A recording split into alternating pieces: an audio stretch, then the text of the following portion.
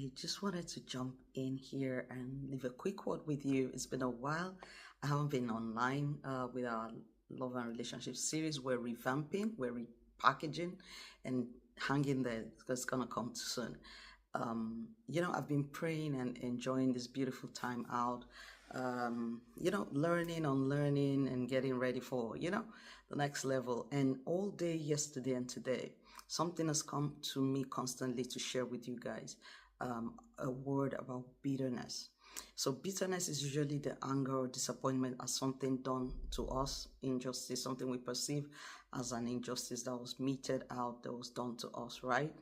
And is a fully human response, emotional response, right, to contrary situations and adversarial situations.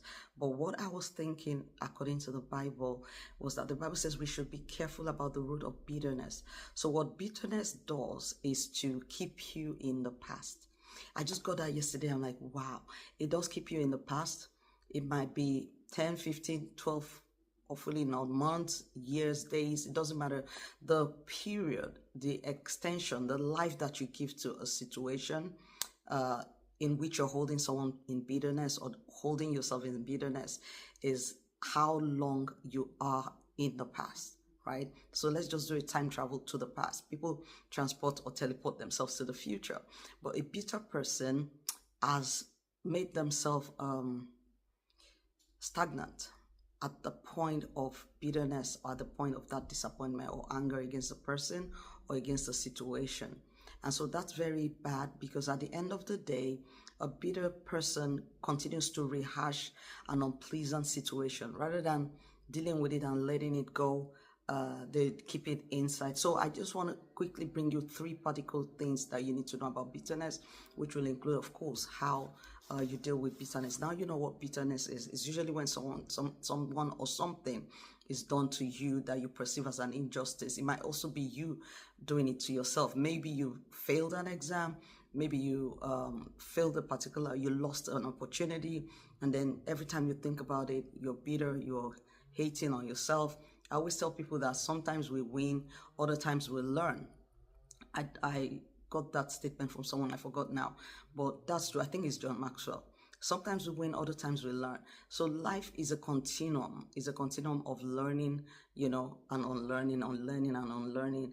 Rather than allow bitterness, resentment, which is a synonym of bitterness, hold you to the past, it's time to rise and embrace your glorious future, because that's what bitterness does. At the point that you became bitter is also at the point you're stagnated in that particular area, to that particular situation, or to that particular person.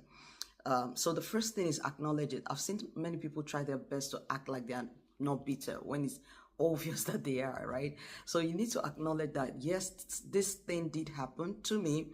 If it was something done to you by others, it's time to confront. It's amazing how many times Jesus confronted people in the Bible. And one of the things I found very interesting is people telling me that as a Christian, you're not supposed to confront. The Bible says confront in love. Jesus did a fair amount of confrontations. John chapter 6 is one of my favorite book of Jesus' confrontation with adversaries, right? It was incredible. His comebacks, his innuendos, his direct statements. It was in John 6, he told the disciples that didn't I choose the 12 of you, yet one of you is a devil, right? That's confrontational. So there's a good part to confrontation. I'm not saying go around bleeding over people, your bitterness, but I'm saying targeted action.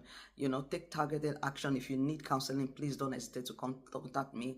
But bitterness is poisonous. It's poisonous to the whole of your being. It's poisonous to your mind, your mental health. It's poisonous to your emotional health. It's poisonous to your physical health. It is poisonous definitely to your spiritual health. So that's the first thing you need to be aware of. You need to acknowledge it. The number two thing is you need to forgive it, right? It's already happened. There's nothing you can do. Revenge is not going to make anything better. It's not going to undo the past, right? So just let it go. And I tell people the easiest way to let the past go, unpleasant past, is to pray about it. Pray. If it was you who did something that you felt you lost a chance and you're bitter against yourself, pray that, Lord, I know that you're a God of many chances, right? Please give me another chance. And if the person who offended you is accessible. Let them know that, hey, I've forgiven you. I know it's a tall order. It's easier said than done. So people ask me, how can I forgive this? I say, start to pray for them.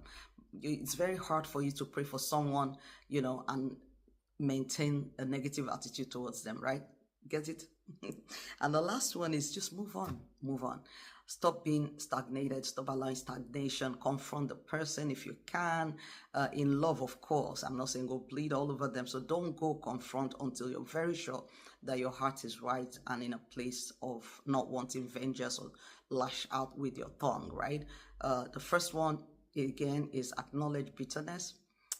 Number two, forgive it, deal with it, heal it, confront if you have to. And the third one is then move on.